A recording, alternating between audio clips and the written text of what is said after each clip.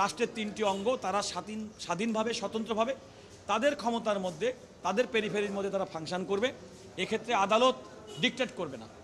তো আমাদের আইন সবসময় প্রসপেক্টিভলি অর্থাৎ পরবর্তী সময় থেকে কার্যকর হয়।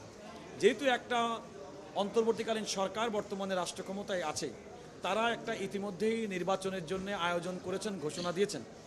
তো এই রায়টা সেই নির্বাচনকে যেন এফেক্ট না করে এবং সেই রায়টা যেন পরবর্তী সময় থেকে কার্যকর হয়, সেটা হচ্ছে আমাদের সাংবিধানিক এবং আইনি বিধান।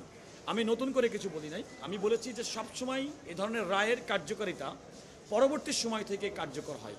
তো সেই হিসেবে এই নির্দলীয় তত্ত্বাবধায়ক এই অন্তর্বর্তীকালীন সরকারের সময়কার যে অনুষ্ঠিতব্য নির্বাচন ফেব্রুয়ারি 2026-এ, সেটি এই রায় তারপর প্রভাব বিস্তার করবে না।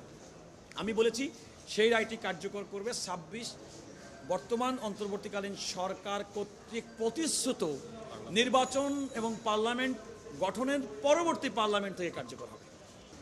যে 2008 সালের পরে বাংলাদেশের মানুষ আর ভোট দিতে পারে নাই।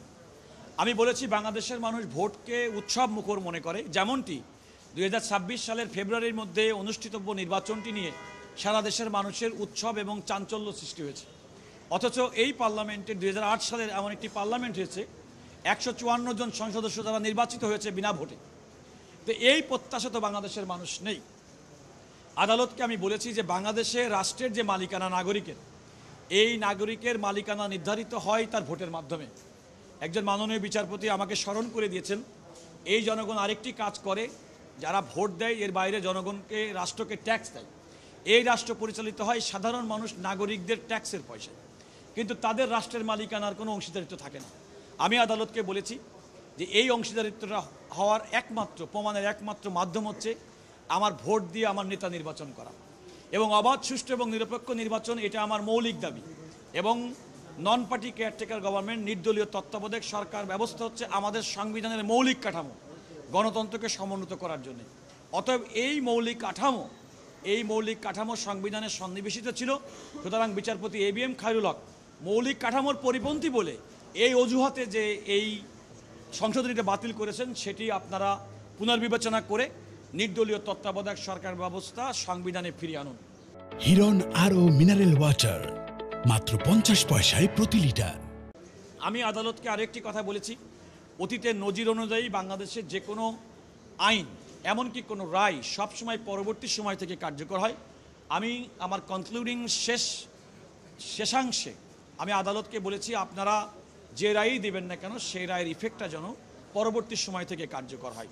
যেটা গতকালও বলেছি, আজও বলছি যে আগামী যে নির্বাচন ফেব্রুয়ারি 2026-এর মধ্যে, তার অধীনে এই নির্বাচন হবে এমনটি আমি মনে করি নাই। এবং আদালতের যে রায়, যেটা আমি বলেছি পরবর্তী নির্বাচন, সুতরাং এই নির্বাচন পরবর্তী থেকে এইটি বিধানটি কার্যকর হবে এমনটি আমি আদালতের সামনে উপস্থাপন করেছি।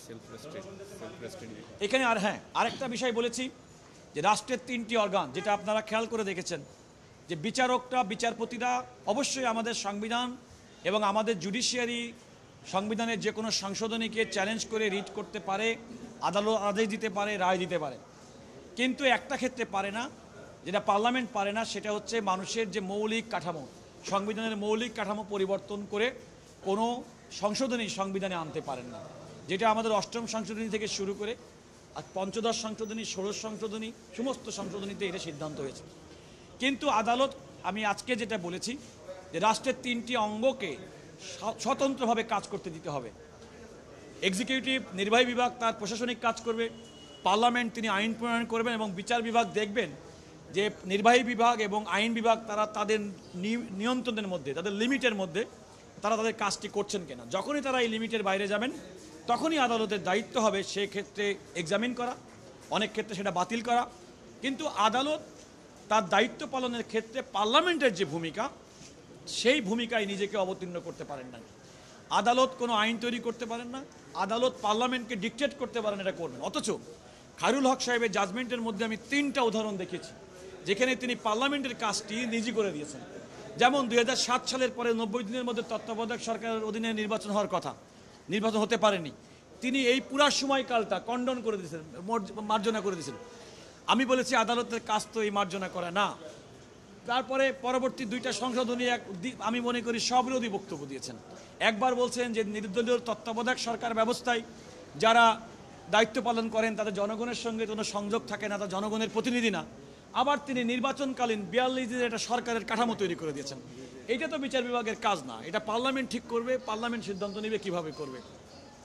এরকম অনেকগুলো অসঙ্গতি তার রায়ের স্ববিরোধিতা, সেটা আমি আদালতকে দেখিয়ে আমি আদালতকে বলেছি বিচারপতি ABM খায়রুল হক সাহেবের রায়টা সম্পূর্ণভাবে বাতিল করে আপনারা যদি এই আপিলটা অ্যালাউ করেন তাহলে এটা সম্পূর্ণভাবে বাতিল করে আপনারা যেটা রায় দিবেন আমাদের সংবিধানের 105 অনুচ্ছেদ, আমাদের সুপ্রিম কোর্টের আপিল বিভাগের রুলস 1988 এবং আমাদের দেওয়ানি কার্যবিধি মোতাবেক সেটি হবে চূড়ান্ত রায়। অর্থাৎ আমি আপনাদেরকে বলতে পারি আজকে যদি আদালত যদি এই অ্যাপিলটা অ্যালাউ করেন, অর্থাৎ আমাদের এই আর্গুমেন্টগুলো যদি গ্রহণ করেন, তাহলে বিচারপতি ABM খায়রুল হক সাহেবের দেওয়া নির্দলীয় তত্ত্বাবধায়ক সরকার ব্যবস্থা বাতিল করে দেওয়ার রায় সেটা বাতিল হয়ে যাবে এবং নির্দলীয় তত্ত্বাবধায়ক সরকার ব্যবস্থা আমাদের সংবিধানে পুনরুজ্জীবিত হবে।